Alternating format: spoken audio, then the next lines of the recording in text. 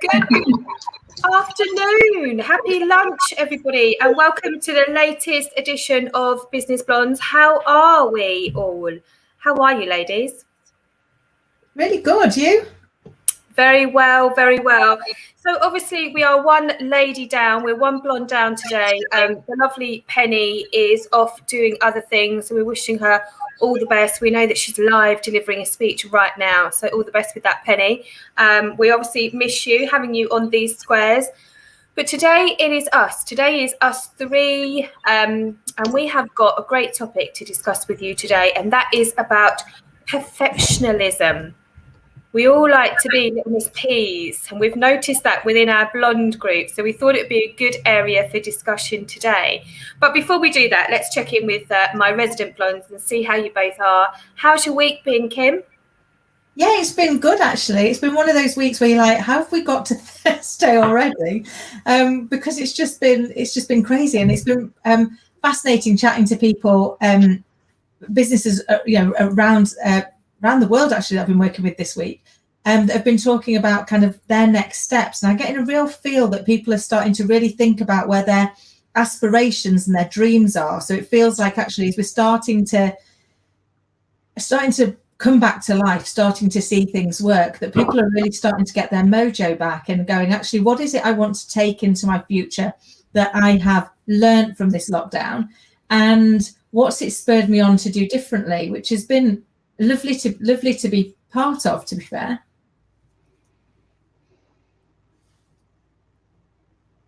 Unmute. Wow, that sounds fabulous. I think from what you're saying, are we daring to believe that we're coming out? Are we daring to believe that it's all going ahead? That's magnificent. I love that.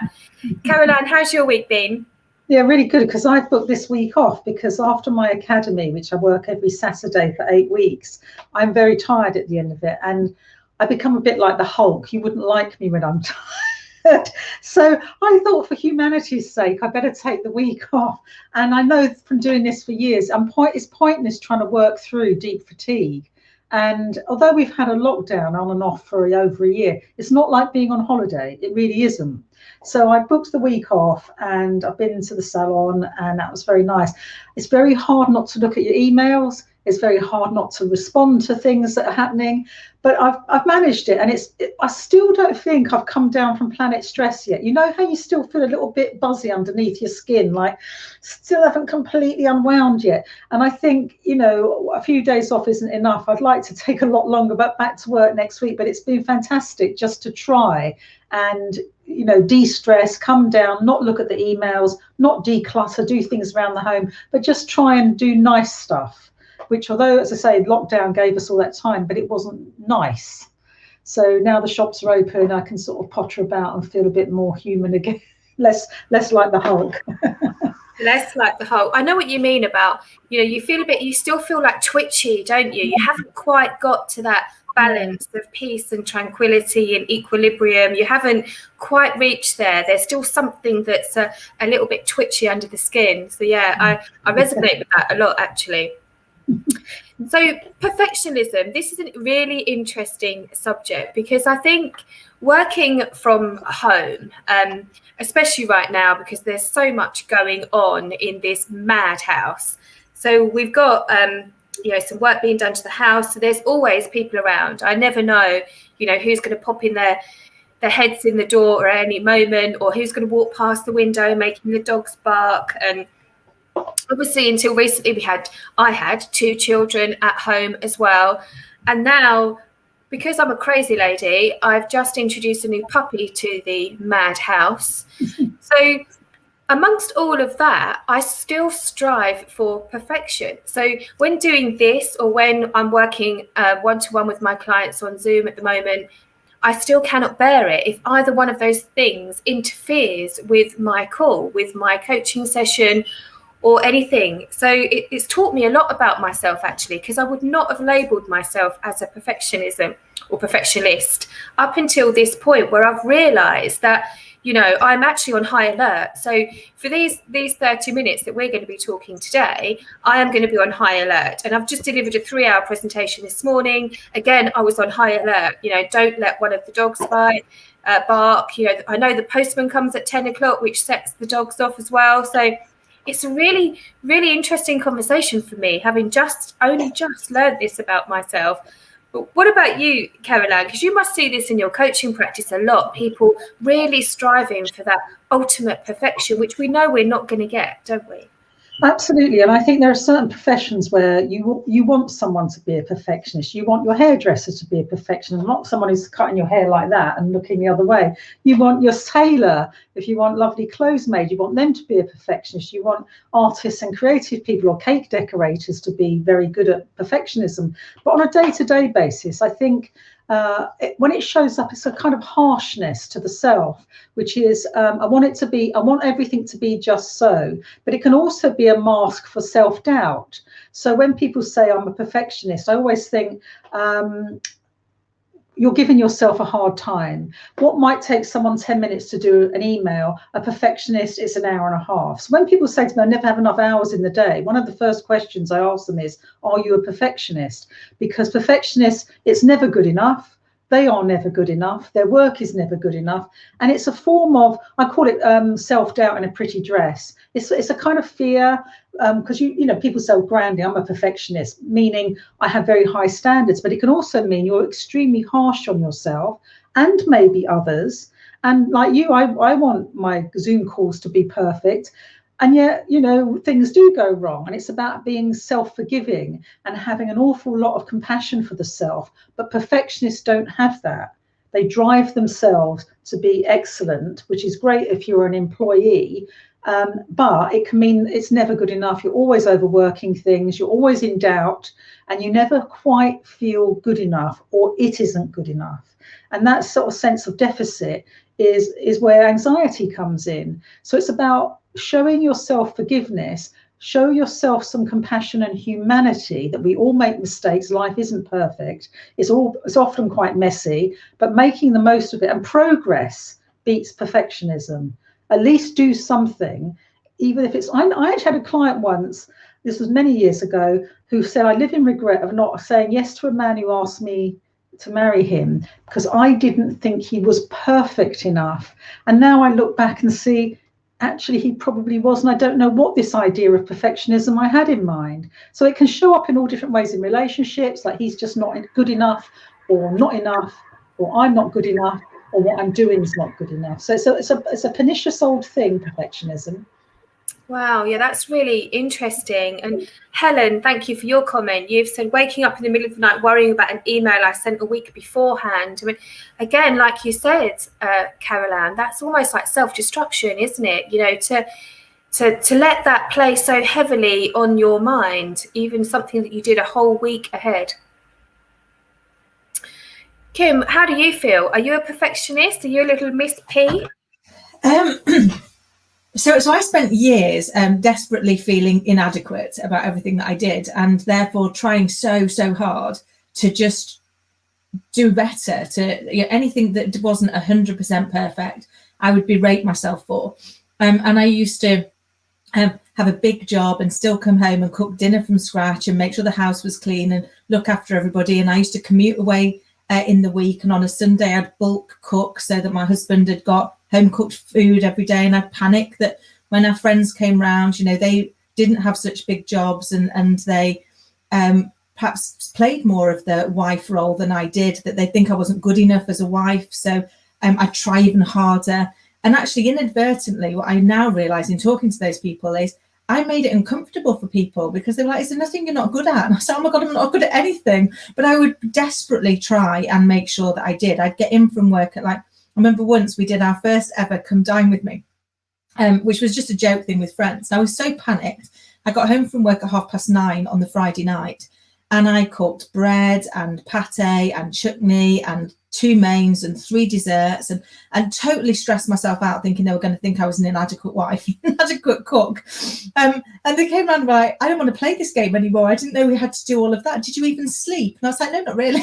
I was so busy, desperately trying to make sure that I didn't let everybody down, and trying to, knowing I wasn't perfect, but trying really hard to kind of keep going, to be everybody's cup of tea, to not let the side down. And Do you know, it's a huge relief when you realise that as human beings, we are perfectly imperfect, and that's okay.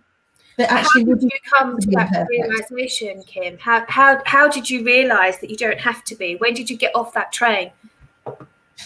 Good question. So mine's been probably in the last 3.5 years. So I had, as you ladies know, I had a health scare when Scarlett was 9 months old, and I went to write a letter because I didn't think I would survive it. And I went into her room because I wasn't sure where to start the letter. And I looked at her, and in that moment, it hit me that the voice we talk to ourselves becomes the voice we teach our children to talk to themselves. And my heart broke. So I was like, I don't want her to have this life. It's tiring. It's relentless, constantly doubting yourself, feeling inadequate, saying sorry for everything, not being good enough, pretty enough, articulate enough, funny enough, friendly enough, intelligent enough, just not enough. It's just really hard, and you can't get away from your own inner voice. It's with you all the time. And I was my biggest enemy for years. And I realized in that moment, if I survived, I needed to be able to learn how to become my own friend. Because if not, I was going to leave a legacy for Scarlett to be her own enemy. I don't want that to be the legacy I left her. So I've spent, as you know, the last 4 years researching everything that I could to understand why we do it and why we do these things to ourselves, where it comes from, what memory we're clinging on to in our past that we're taking into our future. And now I realize that actually it's okay to get things wrong.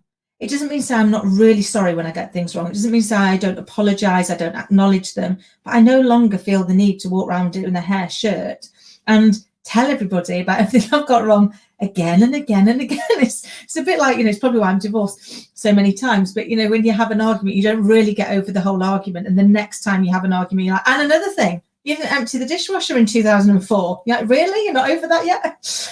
That is pretty much how I lived my life. It was like everything that went wrong, I would bring back everything else that had ever gone wrong, every other thing that I had let myself down or let other people down or both. And actually, now that I'm realizing it's okay to say to people, do you know what, I will get it wrong. I don't mean to. And if I get it wrong, I'm genuinely sorry and I will do something about it. But it isn't my intention. It might be my impact, has been the most liberating feeling. And it's probably only been the last 4 months. I love that, what you just said about being your own friend. That's a really good message. I love that a lot. Yeah. How do we become a good friend to ourselves? Yeah. Well, yeah, because the way we talk to ourselves isn't how we talk to anybody. I would never say any of the things that I say to myself to any of you lovely ladies. I wouldn't even say it to the people that I've fallen out with and might not be my friends anymore. I wouldn't say it to a soul that I met, because it's just not very kind. And what we put out, we bring back. But actually, what I hadn't realised is it's not just what we put out, it's what we put in. So we might be projecting all of this kindness to other people, but if internally we're just demonstrating unkindness, then we're not going to be able to accept it. And Caroline, I quote you on this all of the time. I love your Primark brush off. I was such a guilty person for the Primark brush off that people say, "Oh, you look lovely today." I'm like, this. Mark. And I couldn't help myself, and I hadn't realised I was inadvertently taking the gift that somebody gave me and going, "Yeah, I don't need that," which is absolutely not what I would have ever dreamt of doing. But I was so disconnected from who I was and what I was, and the fact that it's okay to be a bit of a mess. We live in a despair and compare society, don't we? We look at these seemingly perfect views of everybody else and the messy reality of ourselves and find ourselves lacking. But I always joke, I don't put the no makeup selfie on when I've been up all night with Scarlett, because the world does not need to see that. Trust me, this is a public health reason for doing it. But actually we don't do that. So we've got to get more comfortable with the fact we all live with a messy reality, even if we have a seemingly perfect exterior.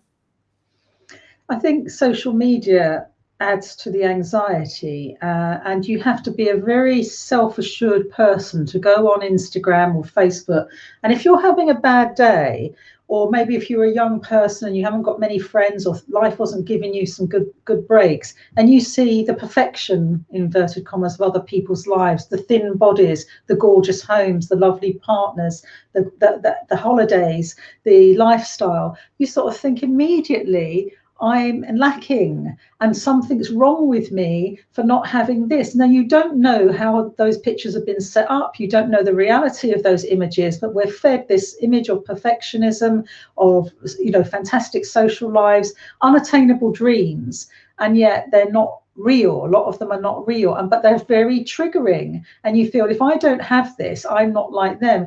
And Brené Brown, who wrote the brilliant book Daring Greatly and has done some great TED Talks, talks a lot about shame and vulnerability, and the women particularly feel never good enough. I'm not the good enough mum. I'm not thin enough. I'm not fit enough. I'm not baking all the right meals. I'm not looking great on Insta. You know, what a pressure on all of us. It's actually quite inhumane. And when you step off, as you have done, Kim, and take a sort of restock of life, you realize, yes, it is messy. We all have a big muffin top sometimes, which we're squashing into our jeans. In fact, life is a big muffin top that we're squashing into some sense of ideal that someone else came up with, some kind of Scandi, beautiful, white, clean life that is perfect and dirt free. And actually, that's not real. We are real. We're trying to be authentic and being happy in authenticity. And I used to spend walking down the street, excruciating moments, reliving things in the past that I wish I'd done better. Like, why didn't I do that? Why did I say that?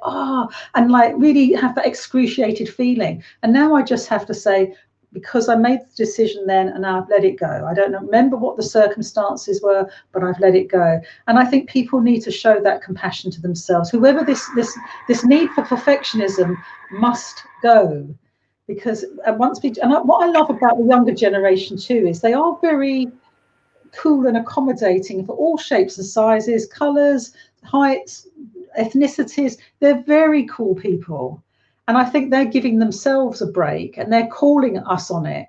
Don't fat shame, don't this shame, don't do that. We love you as you are. And on Woman's Hour this week, they were talking about female body hair. And one woman wrote in and said, if you have a hairy face and you're happy with it, be brave and have your hairy face. And I thought, that's awesome. I come from a generation that you had to nick, pick, pluck and tuck everything away forever, because you're ashamed of it. It's not perfect. To have this new generation saying, relax, enjoy, be you, I think is the great hope of the future, actually.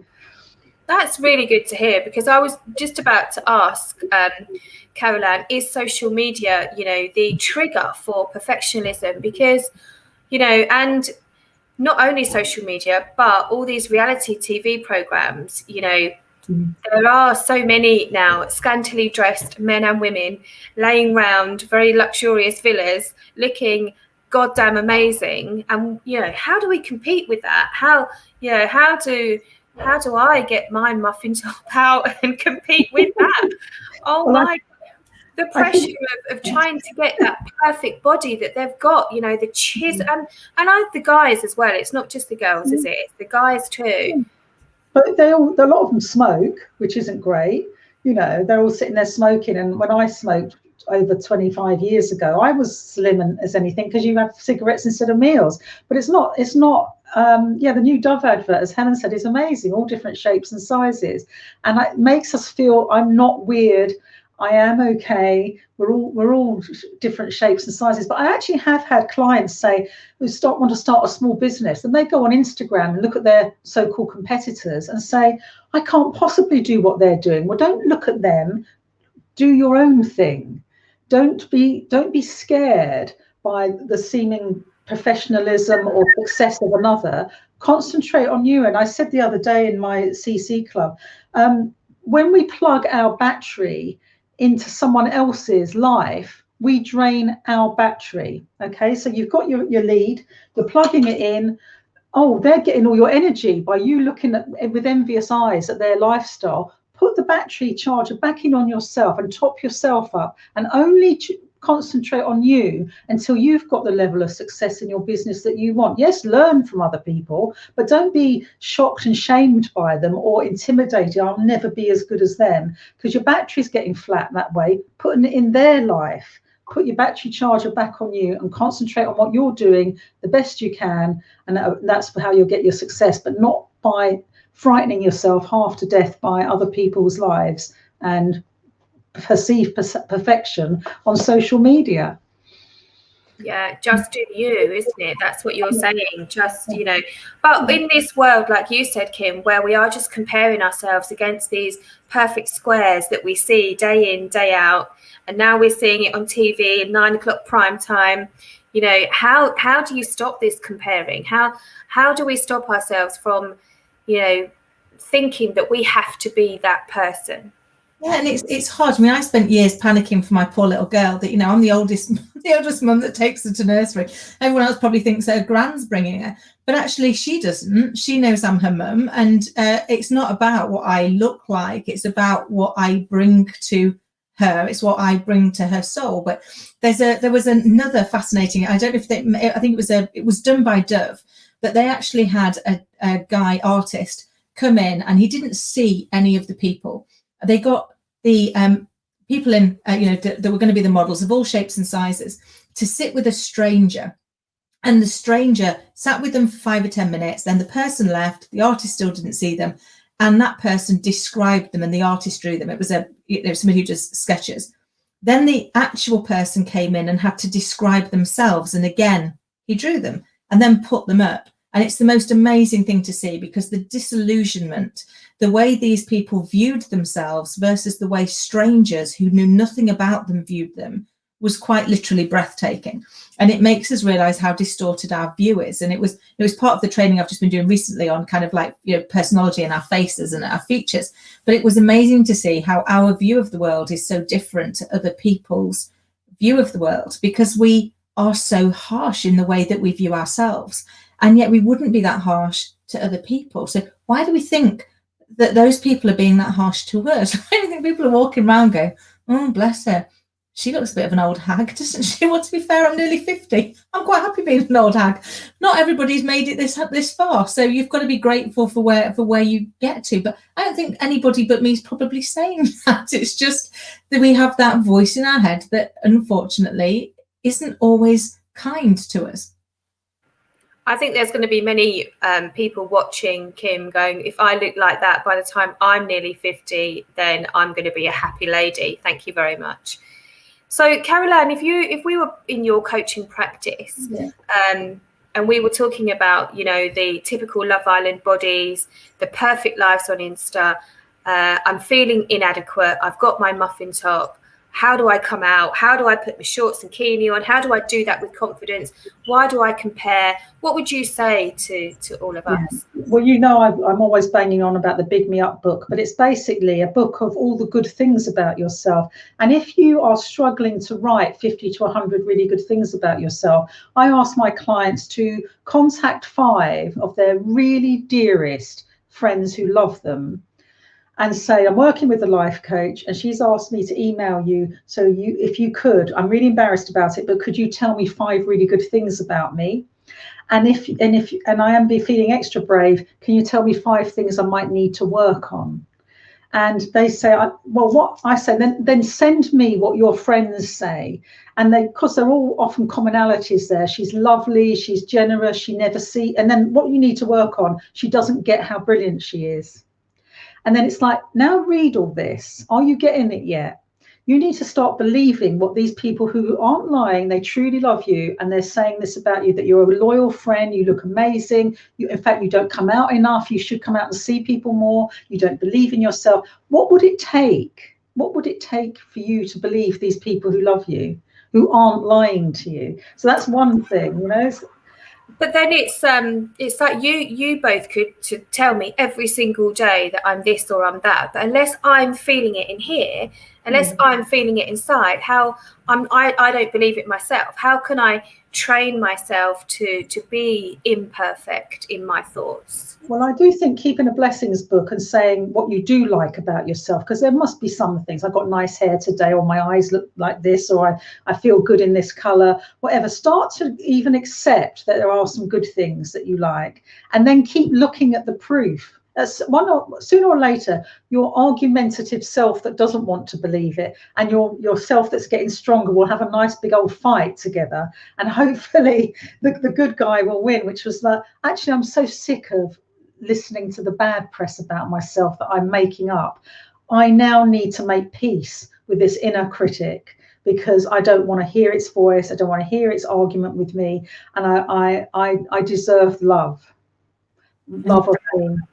I love that. One of the things I did, Sam, I don't know if this helps, was I suddenly realized that inadvertently I was making my opinion more important than other people's. And that just doesn't resonate with me and who I am and what I believe. So I realized that all these people I loved, cared for, respected and admired, I was taking whatever view they had and making my view that I was rubbish more important. And I was like, well, that doesn't fit right, because I don't think I'm very good. So if I don't think I'm very good, and I don't think I'm very clever, I'm not very intelligent, why is my opinion suddenly so much more important, more valid, more relevant than their opinion? So I'm going to I'm not going to use my opinion anymore for a period. I'm going to borrow their opinion. I'm going to say, well, actually, if they think this, I wonder what. So as an example, when I did a similar thing, Caroline, I asked, people what they thought of me, and they came back unanimously with brave and fearless, and I didn't get it. I live my life in fear, or did live my life in fear pretty much all of the time. And it came back to the fact that I've moved around like 36 times since I left home, and I've upped sticks for jobs I didn't know how to do in places I didn't know anybody. And their view was brave and fearless. And I was like, interesting. My view was flighty and a little bit stupid. But I wonder what my life would be like if I borrowed their labels instead of my own. So now, even though I still very often will feel flighty and a little bit stupid, I go, no, I'm going to be brave and fearless today.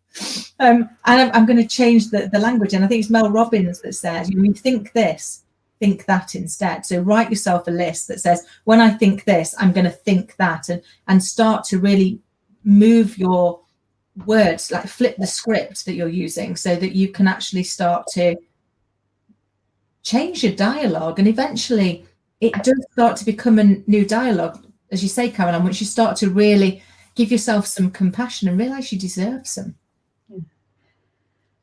I daren't even burst your perfectionist bubble, Sam, by telling you you've got a painter and decorator outside your window. But it's, that's life, isn't it? I was going to say, talking about being fearless, you can't believe what's going on in here right now. Thinking, look what's happening. I'm trying not to flinch, but hey ho, it's out there. It's out there now. I really like that. I like that, changing the labels on yourself and listening to other people's thoughts. So what were the people saying you needed to work on, Kim? What were the things that came back there? That I needed to be kind to myself as much as I was kind to others. So one of the things that my friends get really frustrated by, and actually not just my friends, I remember having a boss once, and this is really what you call feedback, who said to me, I've never met anybody who beat themselves up as often, as harshly, or as regularly as you. And if it weren't for the fact it was so tragic, it would be a key skill.